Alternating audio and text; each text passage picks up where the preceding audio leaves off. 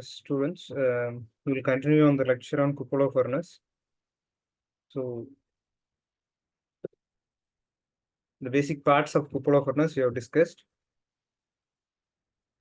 So now we'll get into different zones of the cupola furnace and how they work. So, first zone is called as the well, as we can see in the picture. It's the bottommost part of the furnace.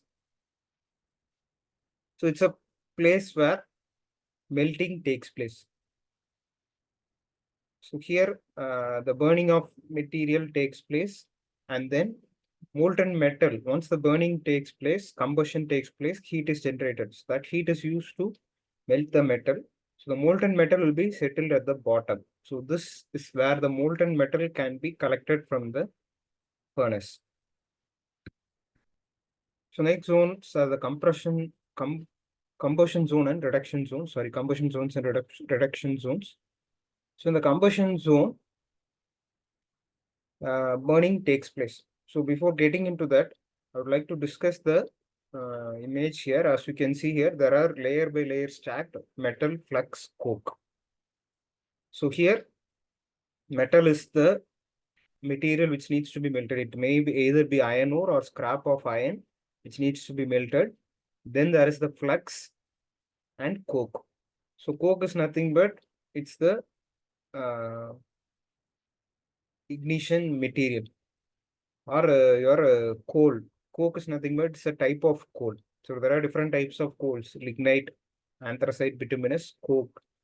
So coke is a form of coal which is purer than lignite. So that, and there is a flux. So flux is essentially calcium carbonate. So flux is used for removing impurities from the metal, which we will discuss in detail in the upcoming slides. So I just need to make sure, I need to tell you that these are the materials which are used in the furnace. We will be melting the metal with the help of coke. Coke is the combusting material. So that which is burnt to liberate the heat. So as you can see here, the combustion zone, exothermic reaction takes place. Carbon combines with oxygen, that is coal is burnt, and it liberates carbon dioxide plus heat. Similarly, well above the combustion zone, there is a reducing zone. So reduction zone is the zone where incomplete combustion takes place. So as I said, you need higher amount of air in order to liberate more heat. So there is not sufficient sufficient air which is pumped into the furnace. What happens is that incomplete combustion takes place and reduction zone happens. So if you compare the temperature between the combustion zone and the reduction zone, the temperature substantially differs. So around 500 degrees Celsius variation is there because of the unavailability of oxygen. What happens is the carbon dioxide combines with carbon to form coke. And then there is the melting zone. So melting zone is the zone where melting takes place. So all these zones are within the furnace itself. So in the bottom, when the coal is burnt, heat is generated. That heat moves up to melt the metal.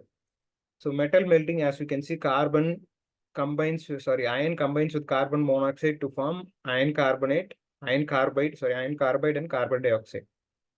So the iron carbide is the form of iron. So iron does not usually exists in its natural state as pure iron. It combines with carbon to form iron carbide.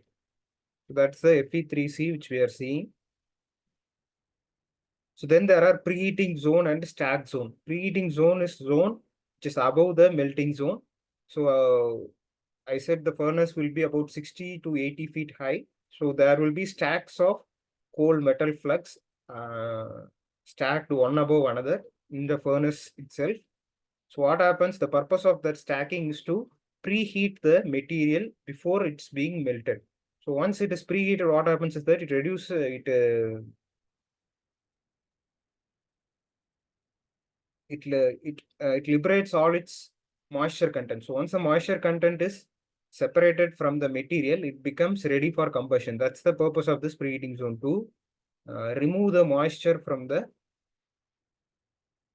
material so that it is ready for combustion. It's readily combustible. If it is moist, the wood is slightly damp, what happens? We cannot burn it effectively.